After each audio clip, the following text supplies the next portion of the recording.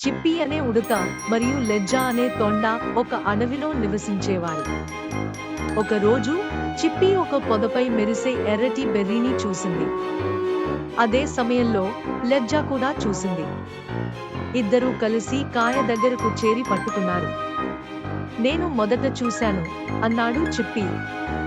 లేదు, నేను చూశాను అని లెజ్జా బదులిచ్చారు. కాయను ముందుకు వెనుకకు లాగుతూ వాదించారు. అకస్మాత్తుగా వారికి పొదల్లో శబ్దం వినిపించింది. శబ్దం పెద్దదవడంతో అవి స్తంభించిపోయాయి. ఆహారం కోసం వెతుకుతూ ఒక పెద్ద గద్ద కనిపించింది. భయపడి చిప్పీ మరియు లెజ్జా పొద కింద దాక్కున్నారు. లెజ్జా చిప్పీతో, నేను గద్దను మోసం చేస్తాను, మీరు చెట్టు ఎక్కండి. లెజ్జా గద్ద దృష్టిని ఆకర్షించడానికి తన తోకను విదిలిస్తూ బయటకు పరిగెత్తింది. గద్ద ఆమెను వెంబడించగా చిప్పీ వేగంగా చెట్టు ఎక్కింది. లెజ్జా దాక్కోవడానికి చెట్టులోకి పారిపోయింది మరియు గద్ద ఎగిరిపోయింది. చిప్పీ లెజ్జాను కనుగొనడానికి తిరిగి వచ్చాడు. ఒకరినొకరు చూసుకుని సంతోషించారు. చిప్పీ, బెర్రీని పంచుకుందాం అన్నాడు.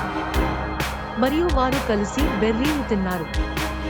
ఆ రోజు నుండి చిప్పీ మరియు లెజ్జా మంచి స్నేహితులయ్యారు.